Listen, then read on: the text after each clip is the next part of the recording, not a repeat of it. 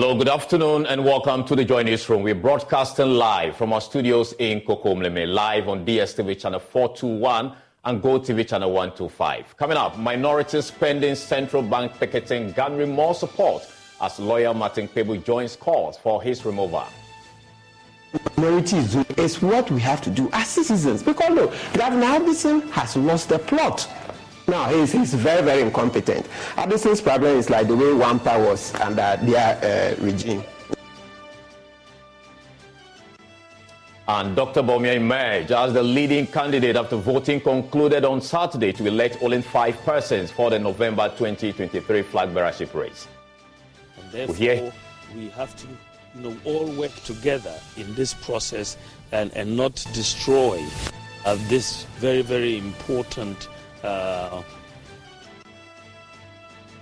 We hear him call on all and sundry of the party to remain united regardless of the result pronounced. Now we'll bring you details as chairman of the NPP Presidential Elections Committee says there will be a runoff if none of the tie candidate concedes. There will be a runoff between the two so that one will by all means win, or otherwise we continue to have them contest among themselves until we have won. And that we bring you details from the NPP Special Delegate Congress as some delegates expressed their intention to petition the party to cancel the Special Delegate Congress. Because if all the 10 we believe can lead a party, then why go through super delegates and all those things? So if it could have been a one-shot process, because some of these things they breed disunity. We also have business and world news all in this hour.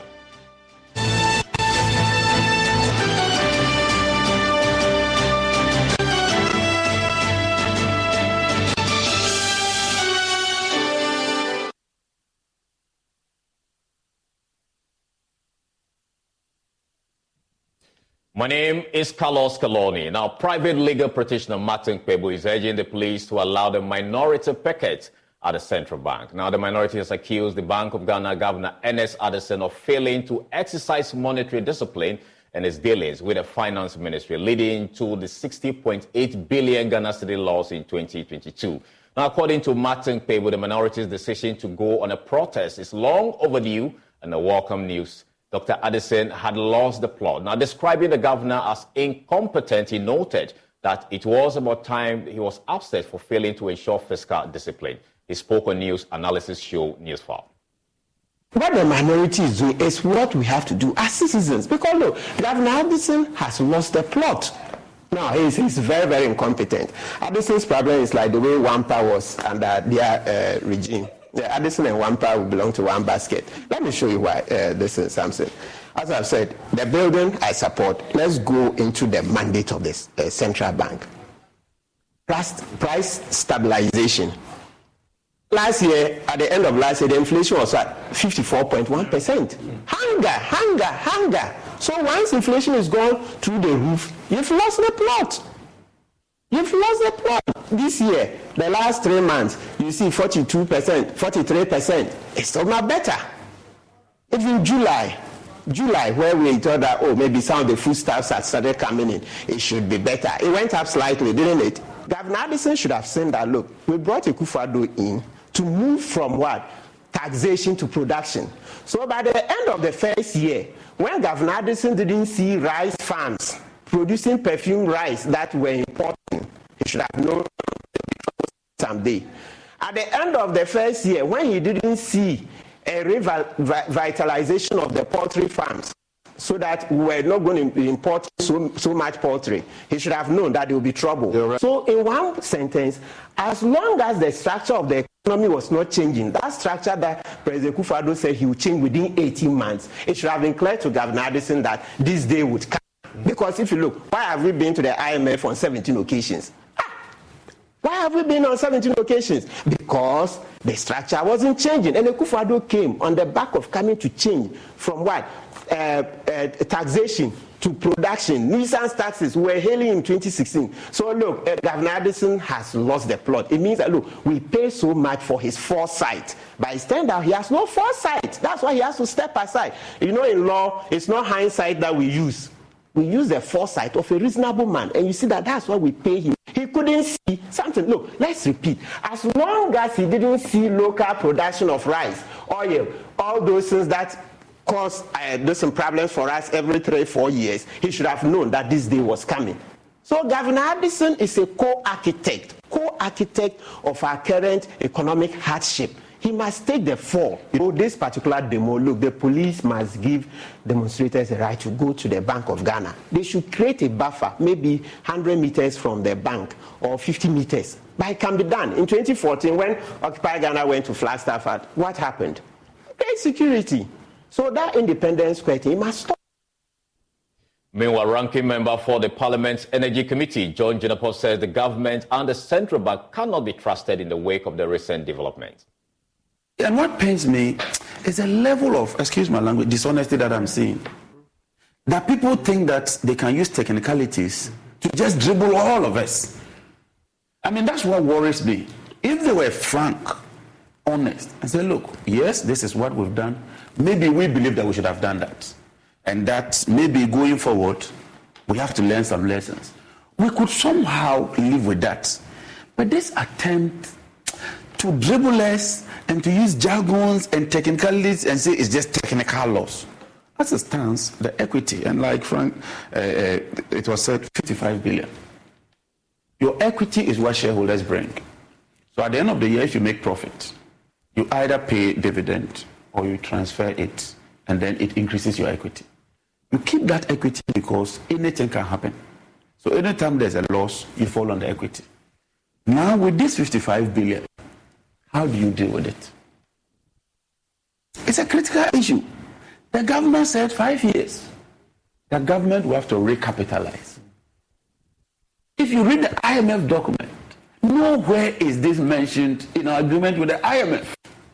So even that one, they are not being honest with us in respect of how you deal with it.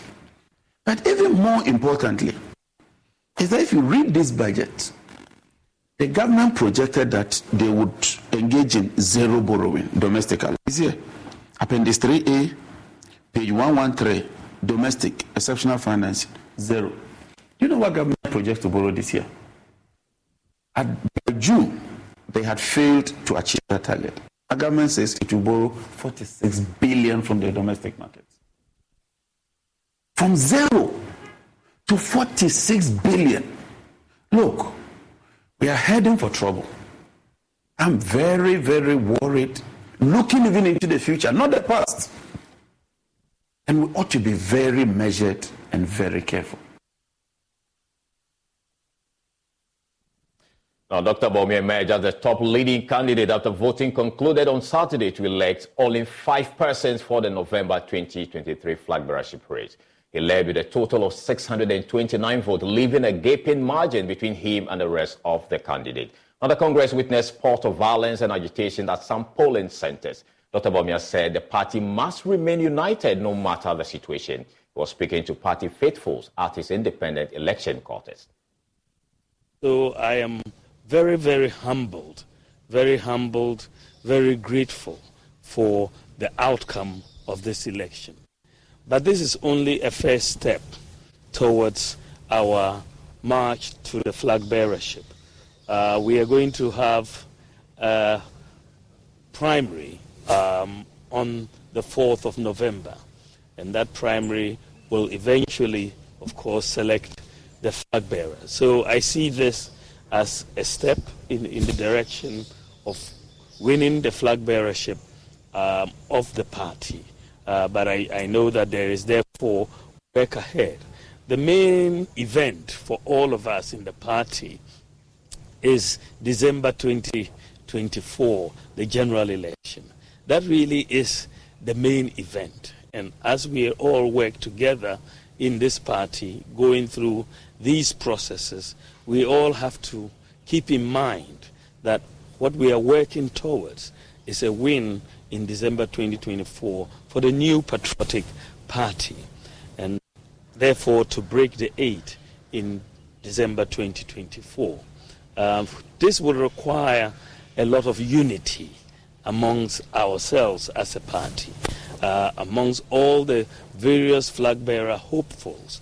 And so it is very important as we go on this journey towards 2024 that we don't, have a situation where we have cracks in our ranks. We have to close ranks all the time, and therefore we have to all work together in this process and not destroy this very, very important unity that we have and we should have towards the 2024 election.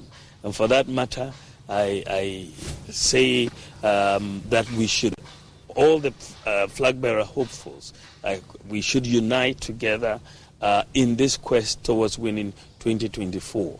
And I believe that if we all bandy together, we will win 2024. Meanwhile, 4 of the 10 candidates, Dr. Baumia Kennedy Ejapon, Alan Tremanton, and Dr. Freya Kutu, are through the first hurdle towards becoming the flag bearer of the NPP. However, Adainimo and Boachi Ejako are expected to lock horns as they tie with 9 votes each. Chairman of the NPP Presidential Elections Committee, Professor Michael Quay, says either one of the 2 candidates will concede or the delegate will have to decide a week from now. As you see, we had made all our regulations in totality, looking at all relevant possibilities. So this is actually nothing new. Someone mentioned the possibility of the 2 persons joining the 4 to make 6.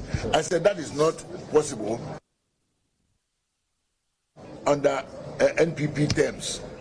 The present arrangement and exercise must produce 5 and no more than 5. Therefore, accordingly, we had earlier put into regulations that in case this should happen, which now you see has happened, next week Saturday there will be a runoff between the 2, so that one will by all means win, or otherwise we continue to have them contest among themselves until we have won. And that is the essence of a runoff. So a week today, if no one has stepped aside for the other, then you look forward to another election for the 5th person. At the end of the day, we are going to present 5 contestants for the grand finale. Thank you very much. But Chairman, is it the case that the whole delegate will vote for the 2 candidates? Is that what it is? The whole. Over 900 the whole. Because you can. How do we select some people to vote for them? Maybe the national executives alone, or any other? No. Those, when there's a tie in any election, in order to break the tie, those who voted in the first instance will be the same people who will vote in the tie instance. That is the rule. Is there a possibility where the party will impress upon the candidate to perhaps step down for another? Oh, those can be discussions, but as for us, what we know is that we will get ready. And if someone steps down, then of course, that's the end of the exercise. We have the 5, by virtue of somebody having stepped down. But otherwise, a week today, there will be a contest between the 2. Meanwhile, some delegates of the NPP who voted in the Greater Accra region say they will table a proposal before the party to cancel the Super Delegate Conference that seeks to whittle down the number of people contesting for the flag bearership position of the party before selecting one person to lead the party. According to the delegate, the current arrangement is costly and a waste of time. MP for Okaikwe Central Patrick Yaubuama and his colleague for Tema West Irene Natoshi are among the delegates making the proposal for a change. I'm going to propose some reforms after this, and I intend putting it on paper, because if all the 10 we believe can lead a party, then why go through super delegates and all those things? So if it could have been a one-shot process, because some of these things they breed disunity, it increases the cost spending on candidates and other related issues that we are talking about here. So I believe that we shouldn't think about 2000 2007, where 17 people contested, for which in 2010 we promulgated this provision in the Constitution to reduce the numbers. Look, this is democracy. If 20 people want to contest and lead a party, so be it. Let's have one short process, select them, reduce the acrimony and the cost and other related incidents that are avoidable. So those are some of my thoughts, actually, because I believe that we must, as a party, always look at and listen to the thinking of the people on the ground. The people on the ground, saying that, we could have gone for a one shot. And we wouldn't be standing here. We would have decided that, look, let everybody cast a vote in November. Decide at one go and choose the leader of the party to lead us in 2020. Some feel that we could have just done this once and not the selection of 5, and then in November they feel that it's a waste of time and resources. Someone like Patrick Yabwala.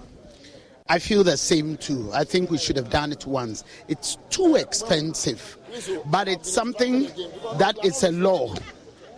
It's something that is a law, and so we need to go according to it. But after this time, I think we need to look at it and amend it, because really, it's too much. It's too much. I agree with him. Does it have any tendency to breed any animosity within the party from the people that are not selected, from the people that are selected? I don't think so. I think we should all understand the process. We are all politicians. We know what this entails. We've gone for elections before. When you're going for elections, no matter how good you are, there's a winner and a loser. And you must put yourself in between the two. But MP for Dom Kwabena Sarah Adjwasafo says the current arrangement is in the interest of the party and should stand. I think we've gone through a lot as a party, and we've tried many modalities. And the time we had 17 contestants was the dawn for change. And we thought that having such a process in our constitution would help the party. So I don't see anything wrong with it, because I don't think so, because collectively we decided to have that in our constitution, so that for the main contest we won't have more than 5. We don't want to have the 17 episode again. So I think it was a progression in our constitutional. Is the Peloton bike even worth it? Isn't it just a bike? Just a bike with low-impact rides for chill people to chill with 5 and 10-minute cooldowns for cool people to be cool with, and scenic rides for vibey people to vibe with. It's just a bike with a 30-day home trial, so you can see if you're any one of those people. Try a Peloton Bike or Bike Plus at home for 30 days, and if it's not for you, return it for a full refund. First-time Bike and Bike Plus purchasers only. 1 trial per household. Upfront payment required. Full terms at onepeloton.com/home-trial. Arrange.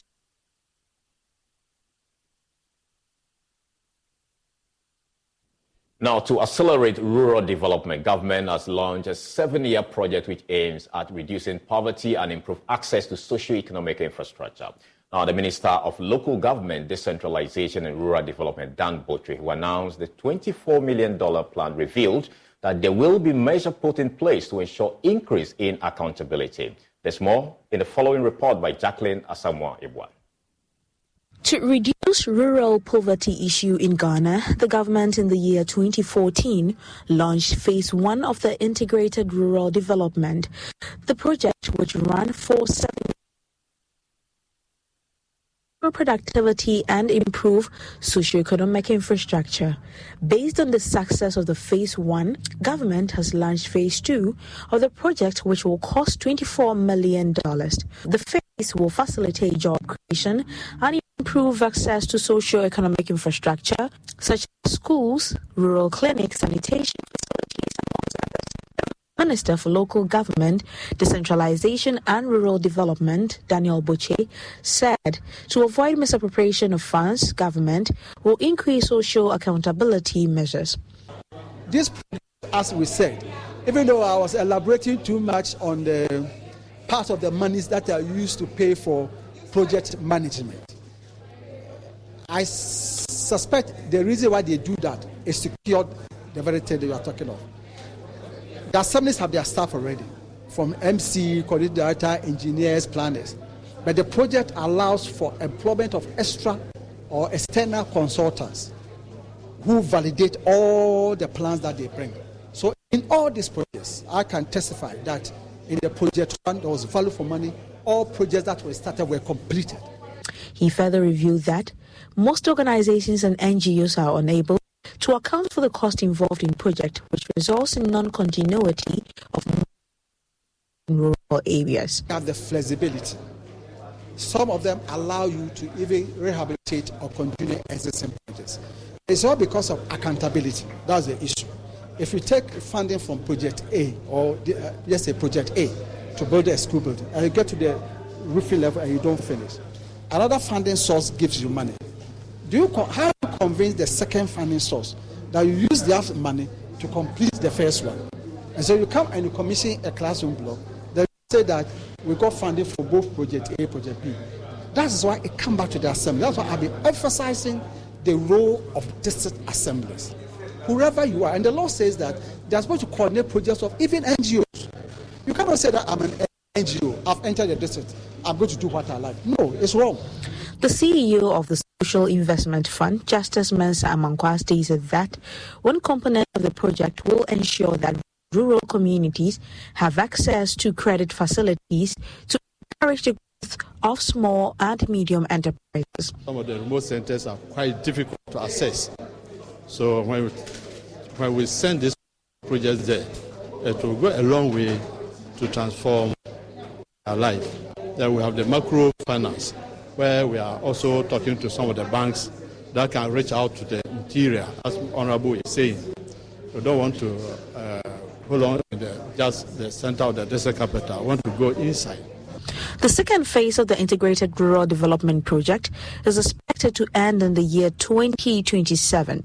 For Joy News, Jacqueline and Somalia Boa. Now, the Chief Executive Officer of the Kpebu Teaching Hospital, Dr. Opoku Ampoma, says among a number of factors mitigating the treatment and survival of children living with cancer in Ghana is late detection and diagnosis. According to him, the earlier the diagnosis, the higher the rate of survival. He was speaking at an event to cut salt for the construction of a 40-bed multi-purpose pediatric oncology block for the children's unit of the Kpebu Teaching Hospital. There's more in the following report. According to the World Health Organization, it is estimated that about 1,200 new cases will be diagnosed every year in Ghana for pediatric cancers. However, many people in Ghana still believe that children can get cancer. Chief Executive Officer of the Kpebu Teaching Hospital, Dr. Opoku Ampoma, says as a result, childhood cancer diagnosis is often received with a lot of disbelief and shock. To help in the treatment of childhood cancers, Lifeline for Childhood Cancer, a non-governmental organization and fundraiser partner of the oncology unit of the Kpebu Teaching Hospital, is constructing a 40-bed capacity facility for the unit. Dr. Opoku Ampoma, speaking at the sword-cutting ceremony, indicated that among a number of factors militating against the treatment and survival of children living with cancer is late detection and diagnosis. When we see a child with an illness, cancer is one of the last things that you think about because it's not common to have children, but these diseases do exist. So there's a challenge with the test of diagnosis, having the facility to actually diagnose them properly. So one of them is being detected, early detection, and then also quick referral so that they get to the hands of the experts early. Because sometimes they are referred, but they are referred very late where there's not much that can be done. He is confident the facility, when completed, will improve the operations of the unit. The pediatric oncology unit has been in existence for many years and has been at the forefront of helping to treat children with childhood cancers. The only limitation has been that we've become more like victims of their own success in the sense that they become so good at it that now they're getting a lot more cases. Previously, they were just seeing maybe under 50 cases, and then now the increase to 100. Now they are seeing in excess of about 250 new cases every year. So this puts a tremendous stress and burden on the facility, and you can see the facility is not, in terms of the size, is not adequate. And for children with cancer, you need a certain kind of environment to treat them because they are very vulnerable to infection and other issues. So this project would expand the number of rooms available. We also expand the facilities. We create the right ambience for patients to be treated.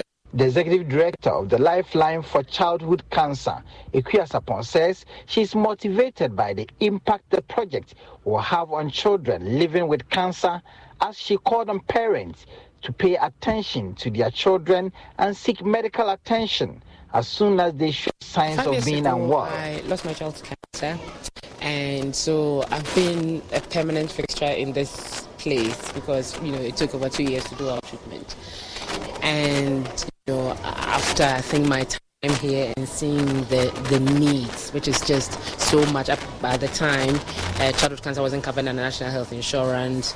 Our survival was still under 20%. So out of every 5 children, we're losing 4 just because they're not bringing the children on time. We're getting the late presentations. We don't know about the early warning signs and symptoms. How do you detect? How do you identify? And someone just needed to step up to assist, to raise funds, and that's how Lifeline was set up. So as the name indicates, we are a lifeline for our children with cancer. That in a year, we've finished this building, 40 bed, it's multi-purpose, so it has consulting rooms, it has playrooms, quiet rooms, single room wards, because currently our bed space is so limited. We only have a 25 bed ward. Prince Kwame Kudiger's report read to you. Now, with the concerning spread of rabies and other zoonotic diseases in the country, the Ghana Health Service is calling on pet owners to ensure their pets are vaccinated to help prevent the spread of these infectious diseases within the country. Now, Director of Public Health at the Ghana Health Service, Dr. Franklin Asiedu-Bekwe, identified the vaccination of pets as a crucial step in addressing the spread of infectious diseases. He made these remarks during an event organized by USA to commemorate the success of its Breakthrough Action Project in Ghana. According to the Ghana Health Service, there has been an alarming increase in rabies cases, with 203 suspected cases and 26 deaths recorded in 2022, along with 153 cases and 10 deaths in the first half of 2023. In response to these concerning trends in zoonotic disease outbreaks, the USAID, through its Breakthrough Action Project, has implemented targeted communication strategies and behavioral change techniques to combat the spread of these contagious diseases and protect public health. During an event highlighting the impact of the project in Ghana, the Director of Public Health at the Ghana Health Service, Dr. Franklin Asiedu-Bekwe, stressed the pivotal role of responsible pet ownership in preventing the transmission of zoonotic diseases such as rabies. It's easier to actually get a dog vaccinated than vaccinating a human. I mean, in terms of cost, it's about 50 times. Maybe the cost in vaccinating a dog is about 25 cedis, while as opposed to about 1,000 cedis in human.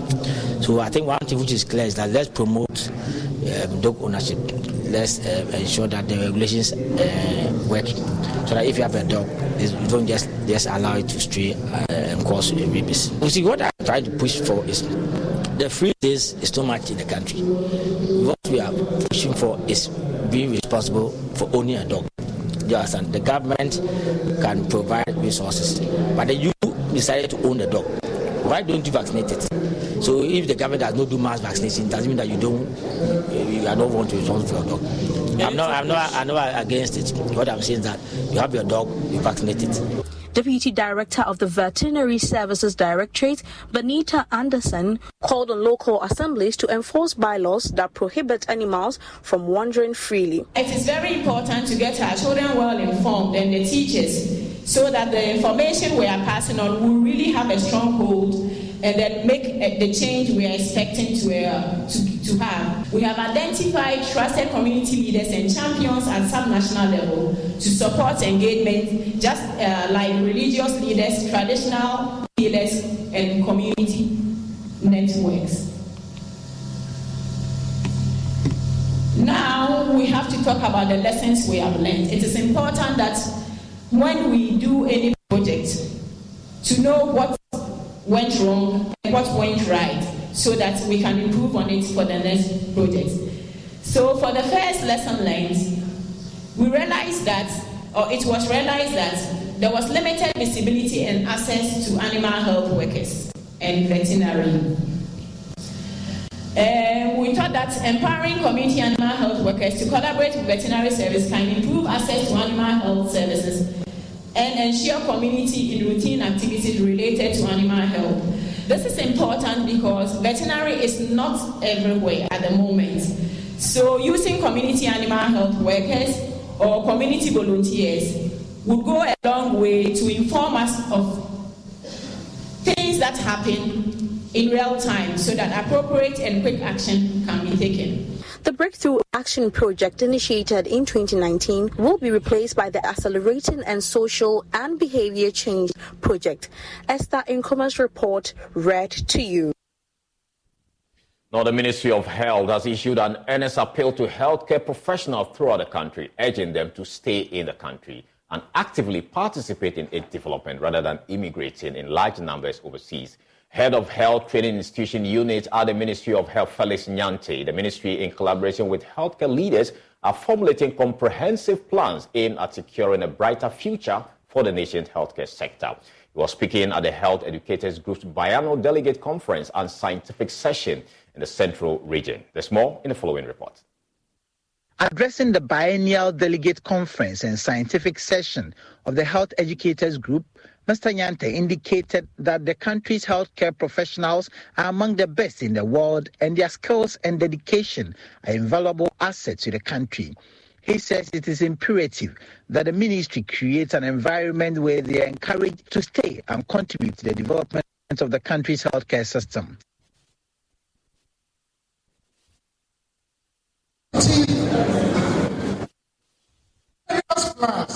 And like my brother said,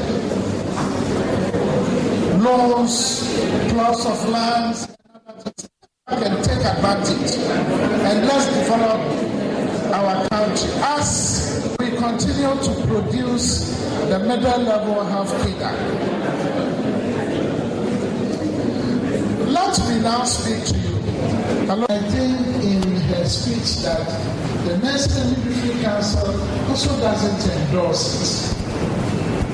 These things are happening in the schools, and as the head of HTI, I am here, and by the powers vested in me as the head, all beauty pageants are put on hold.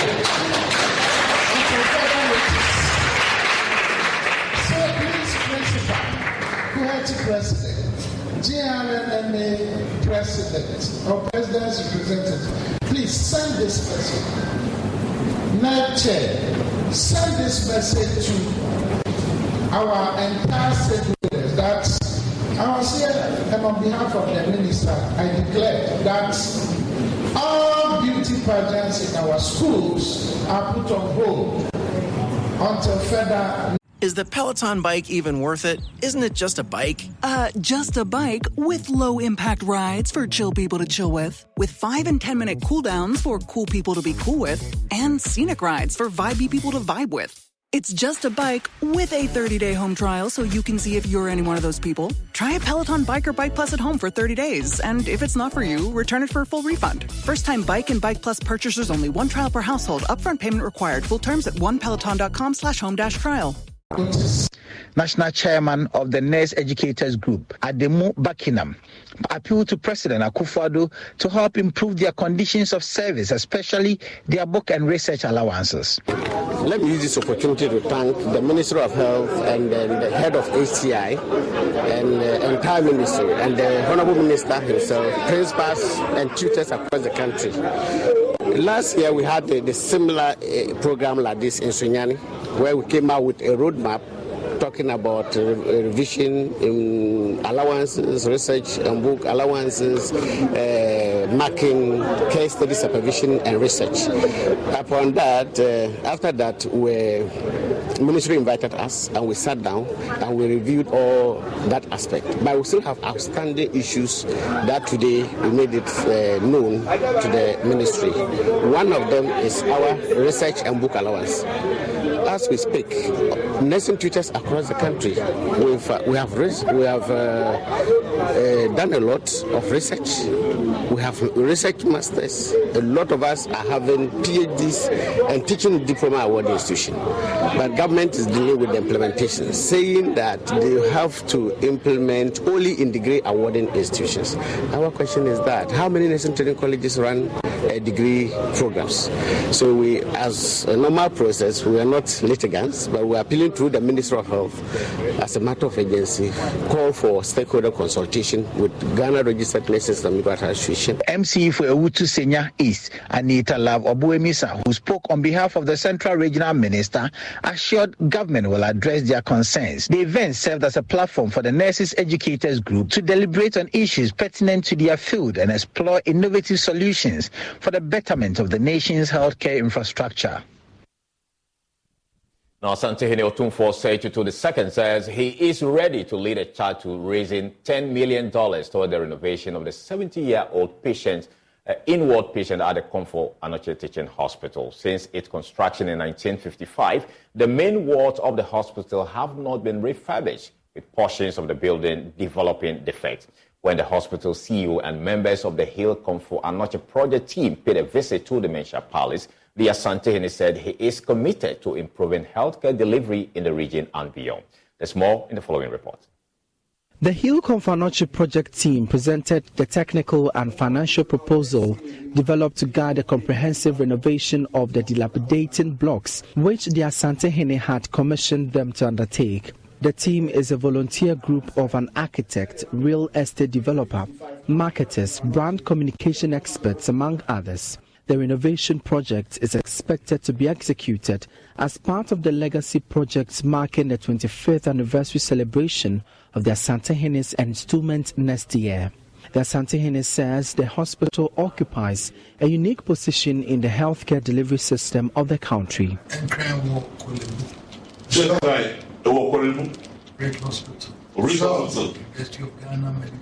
Accra has Kpebu, University of Ghana, Rich and other hospitals, but Ashanti region has only Comfort Anoche. It's disheartening to see people suffer.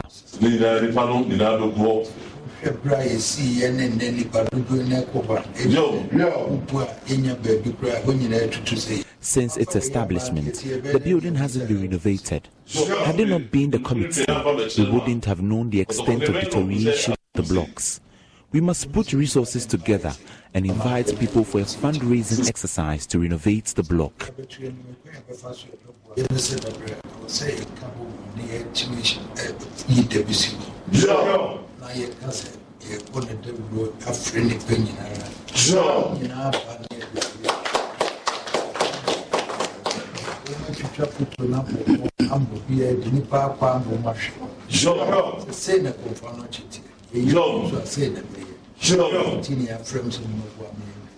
A technical assessment of the facility, built in a colonial era by British firm G and Walter, indicates defects on the building, with some blocks having cracks. Professor Ochre Ade-Mensah is CEO of CAF. Next year, 25th anniversary. Empire say one block of crime yet near the South Church. And no air commemorated the 25th anniversary of our king. We are hoping that during the 25th anniversary, one block will be completed to commemorate the day. When built, the facility will really help in healthcare delivery to other 12 regions.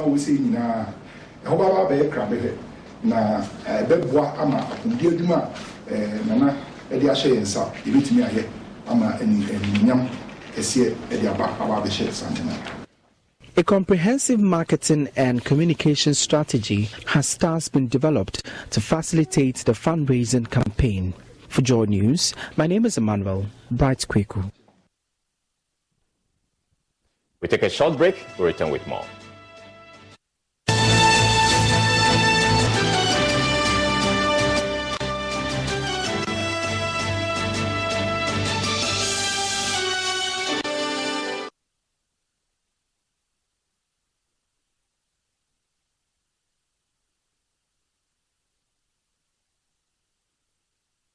Ladies and gentlemen, we're going to demonstrate to you the superior properties of flamingo paint. as compared to other paint brands on the market. We take equal quantities of Flamingo paint and this ordinary paint. We then dilute them with water. And now, let the test begin. The gentleman on the left is going to apply the ordinary paint, and the gentleman on my right will use the Flamingo Superior paint. As you can clearly see, Flamingo has the obvious better hiding. Furthermore, Flamingo has painted a much larger area. You know, 1 bucket of Flamingo paint is equal to several buckets of any other paint brand on the market. Flamingo paint is made with superior formulation to give superior durability, superior hiding, superior coverage. Flamingo paint, simply superior.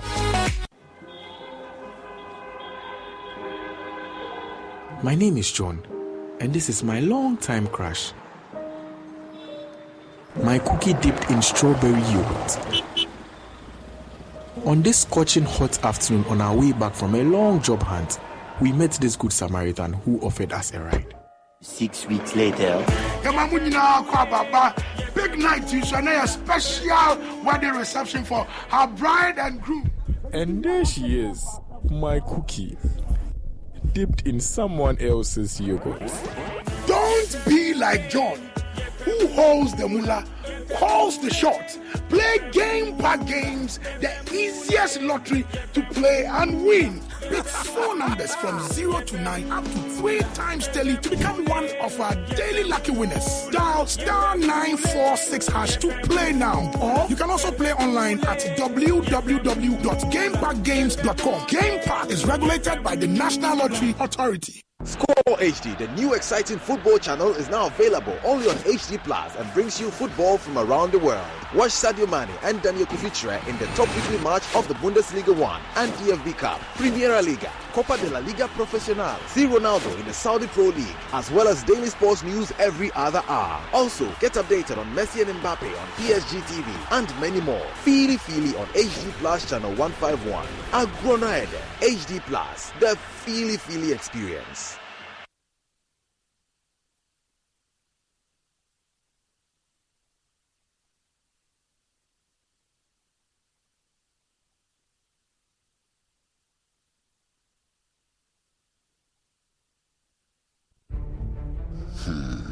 How do I acquire a litigation-free land or property in this country?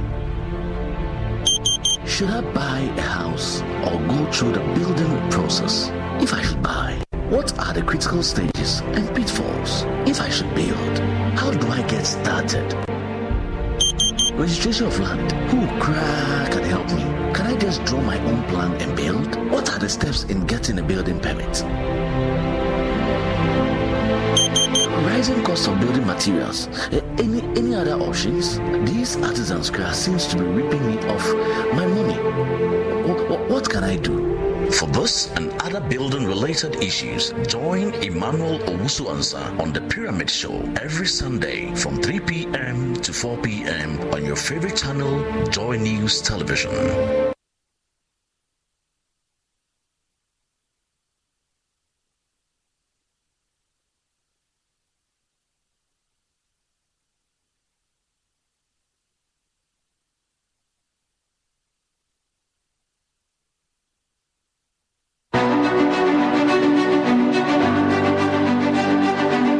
When something happens, you want to know all about it immediately.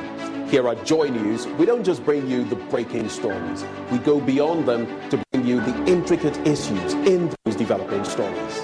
We are relentless in our probe, detailed in our search, and our commitment to be your most credible news source is one that you can trust, because news is all about you. Joy News, credible, independent, and fearless.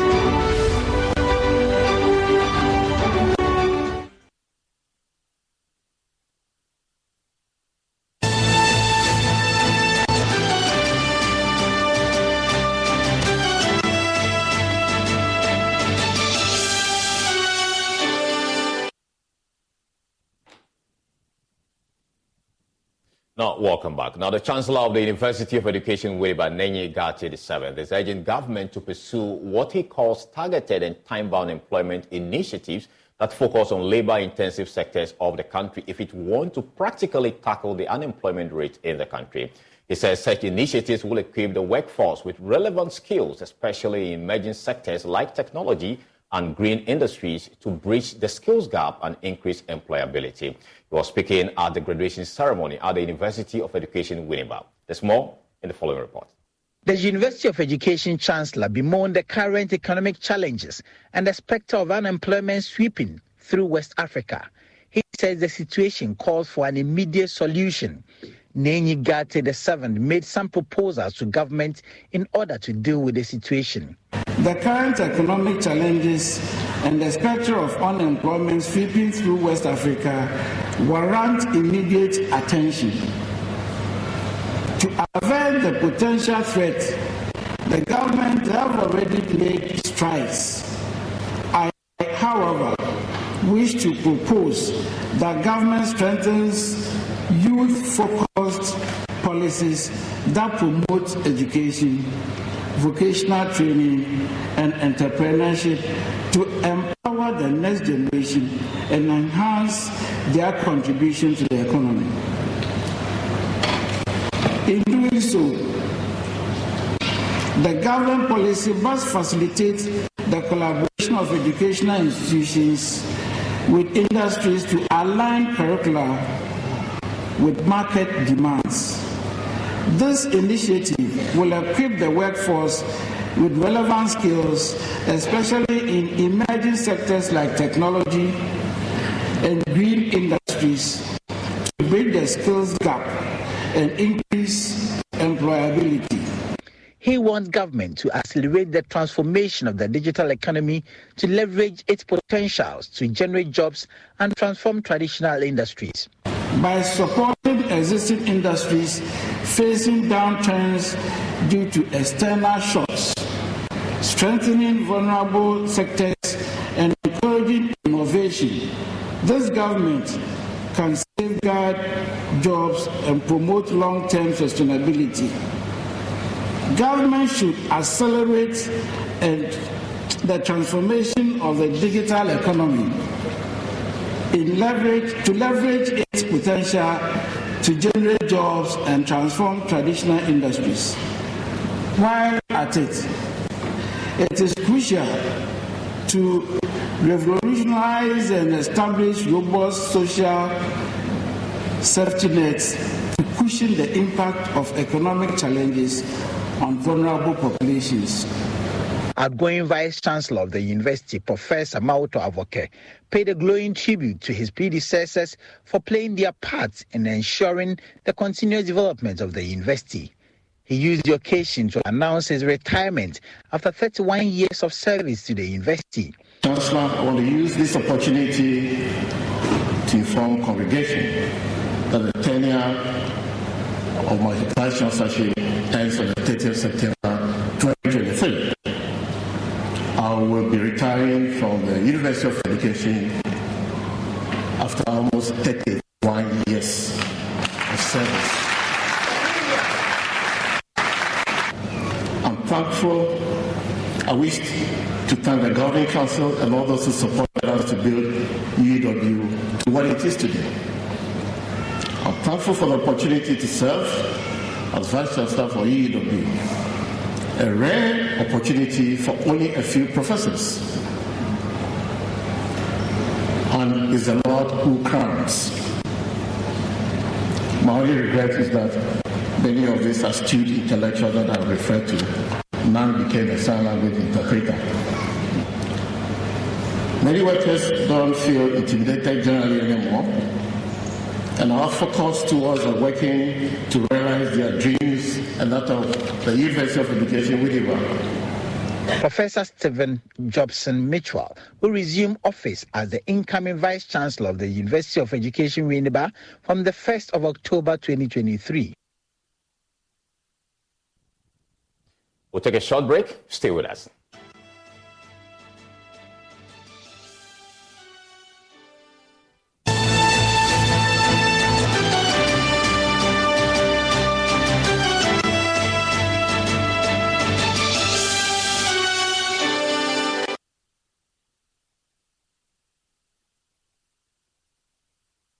Thank you so much for staying with us. Now, moving on, the Member of Parliament for Yendi, Farouk Aliyu Muhammad, has extended a hand of friendship to investors from the United Kingdom to take advantage of the potentials in the Yendi constituency and do business with the people. He disclosed the area is poised to engage with people who are interested in helping develop the area. Now, the MP said this when the British High Commissioner Harriet Thompson paid a courtesy call on him in Yendi. The British High Commissioner Harriet Thompson was in the northern region as part of a working visit to engage with the various stakeholders. Member of Parliament for Yendi, Farouk Aliyu Muhammad, said the area was open to do business with the UK. Sheni, which is under the Kingdom of Dabo, it's part of the biggest concession. We have so many utility. So Yendi as a constituency and as a kingdom is very, very endowed with a lot of mineral resource and wealth, human resource and tourism and culture. Therefore, we welcome business opportunities to the UK and everybody who wants to really come here and do business with us. So we are very fortunate to have that.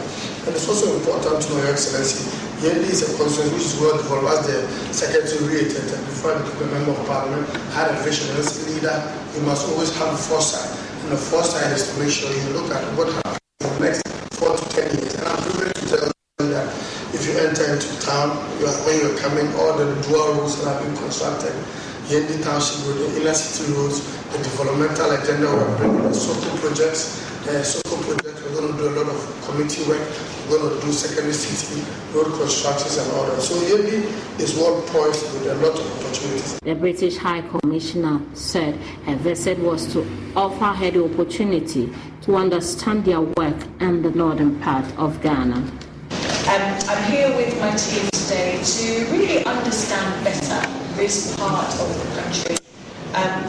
We are very conscious that as Ghana proceeds along its impressive development journey, that development journey needs to bring along every Ghanaian in every part of Ghana.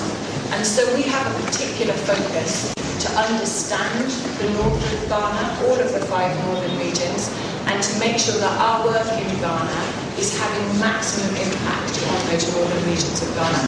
So the British High Commissioner and her team also paid a courtesy call on the Overlord of Gabon. In a speech read on behalf of the Yana Abukari II, the Overlord called for a sister city relationship between cities in the UK and Yendi.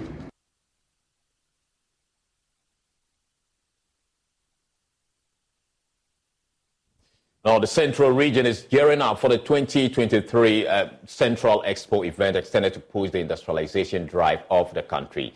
Over 400 exhibitors are expected at 2023 Central Expo. Speaking at the forum ahead of the event, Central Regional Minister Justina Marigold Asan entreated all stakeholders to get involved for the collective interest of the region. There's more in the following report. The Central Regional Minister at the 2023 Central Regional Coordinating Council meeting reviewed the positive dividends that the Expo will bring to the people of the region. He revealed over 400 exhibitors have registered to take part in the event and entreated all stakeholders to take advantage of the opportunities that abound in it. We are expecting over 400 exhibitors and lots of visitors to participate in this year's fair. Last year we had a very wonderful Expo. The success stories are there for you to witness. We had most of the exhibitors traveling to outside the country to exhibit their wares. Is the Peloton bike even worth it? Isn't it just a bike? Just a bike with low-impact rides for chill people to chill with 5 and 10-minute cooldowns for cool people to be cool with, and scenic rides for vibey people to vibe with. It's just a bike with a 30-day home trial so you can see if you're any one of those people. Try a Peloton Bike or Bike Plus at home for 30 days, and if it's not for you, return it for a full refund. First-time Bike and Bike Plus purchasers only. 1 trial per household. Upfront payment required. Full terms at onepeloton.com/home-trial. Thank to Ghana Exports Promotion Authority. They helped us, and I know this year they've given us a lot of opportunities to bring our people to the exhibition, and after the exhibition the success stories will go a long way to help your district. So don't hesitate. I therefore wish to urge all heads of institutions, organizations and the assemblies not to play the fair down, but to fully participate throughout in order to create visibility for the region as well as our socio-economic potentials to the rest of the world. The regional minister, Justina Marigold-Hassan, stated the discovery of large quantities of lithium in the Mfantsiman area is a welcoming news for the region and tasked members of the Regional Coordinating Council to invest fully in the mining of the resource. The discovery of lithium in large quantities in the region, precisely within the Mfantsiman area, is a good news. It is very important for us as a council to be fully abreast with the exploration and the mining of this mineral, which is a hot cake in the energy and electronic sector. Stakeholders are engaging and discussing on government's lithium policy. We need to also be aware of it, which also forms part of the National Energy Transition Plan towards the net zero future. There's a need for all of us to know what is going on. So as government is doing in this direction, as a council, we also need to strategically position ourselves and put in place the right measures to enable us reap the full benefits of this discovery. She mentioned that stakeholders are holding deliberations on government lithium policy and hence the need for the council to be aware of the resource. The Central Regional Director of Agric, Dr. Peter Omega, stated there have been significant improvements and increases in agriculture yields this year and highlighted the achievement of the region in the production of some food crops. If you take average farm, the produce, what the farmers will harvest, that's what we talk about, the yield. That will give you your production. So 2023, it increased again to 3.7. Same applies to the others. But we've realized that some of the communities, they have problem with the land. Whilst others have recorded a higher increase, some is stable because of issues concerning land. The regional minister highlighted security challenges in the region and called on the president of the Central Regional House of Chiefs and the security chiefs in the region to intensify collaborations to address these challenges. That's all we have for this hour. For more news, log on to myjoyonline.com. My name is Carlos Caloni. Thank you so much.